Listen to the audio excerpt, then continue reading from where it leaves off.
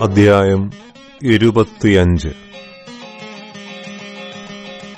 യഹോവേ, നീ എന്റെ ദൈവമാകുന്നു. ഞാൻ നിന്നെ പുകഴ്ത്തും. ഞാൻ നിന്റെ നാമത്തെ സ്തുതിക്കും. നീ അത്ഭുതമായി പണ്ടേയുള്ള ആലോചനകളെ വിശ്വസ്തയോടും സത്യത്തോടും കൂടെ അനുഷ്ഠിച്ചിരിക്കുന്നുവല്ലോ. നീ നഗരത്തെ കൽക്കുന്നും ഉറപ്പുള്ള പട്ടണത്തെ ശൂന്യവും അന്യന്മാരുടെ അരമനകളെ നഗരമല്ലാതെ വണ്ണവും ആക്കി തീർത്തു. അത് ഒരു നാളും പണികയില്ല. അതുകൊണ്ട് ബലമുള്ള ജാതി നിന്നെ മഹത്വപ്പെടുത്തും. ഭയങ്കര ജാതികളുടെ പട്ടണം നിന്നെ ഭയപ്പെടും.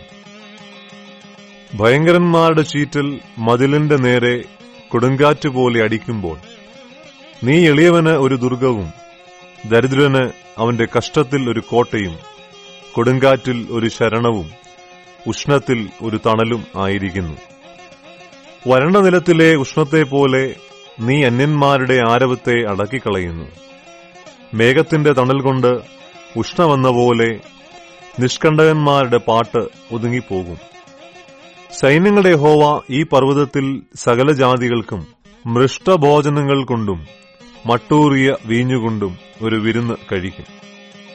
മേധസ് നിറഞ്ഞ മൃഷ്ടഭോജനങ്ങൾ കൊണ്ടും മട്ടുനീക്കി തെളിച്ചെടുത്ത വീഞ്ഞുകൊണ്ടുമുള്ള വിരുന്ന് തന്നെ. സകല വംശങ്ങൾക്കും ഉള്ള മൂടുപടവും സകല ജാതികളുടെയും മേൽ കിടക്കുന്ന മറവും അവൻ ഈ പർവ്വതത്തിൽ വച്ച് നശിപ്പിച്ചു കളയും. അവൻ മരണത്തെ സദാകാലത്തേക്കും നീക്കിക്കളയും.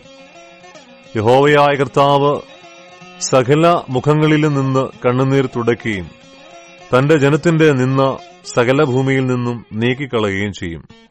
യഹോവയല്ലോ അരുളി ചെയ്തിരിക്കുന്നത്. അന്നാളിൽ ഇതാ നമ്മുടെ ദൈവം, അവനെയത്രേ നാം കാത്തിരുന്നത്. അവൻ നമ്മെ രക്ഷിക്കും. അവൻ തന്നെ യഹോവ, അവനെയത്രേ നാം കാത്തിരുന്നത്. അവന്റെ രക്ഷയിൽ നമുക്ക് ആനന്ദിച്ച് സന്തോഷിക്കാം എന്ന് അവർ പറയും. യഹോവയുടെ കൈ ഈ പർവ്വതത്തിൽ ആവസിക്കുമല്ലോ.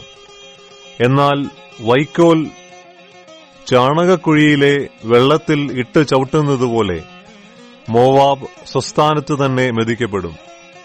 നീന്തുന്നവൻ നീന്തുവാൻ കൈനീട്ടുന്നതുപോലെ അവൻ അതിന്റെ നടുവിൽ കൈനീട്ടും. എങ്കിലും അവന്റെ ഗർവവും കൈമുടക്കും അവൻ താഴ്ത്തിക്കളയും. നിന്റെ ഉറപ്പും ഉയരവുമുള്ള മതിലുകളെ അവൻ താഴെ നിലത്ത് തള്ളിയിട്ട് പൊടിയാക്കിക്കളയും.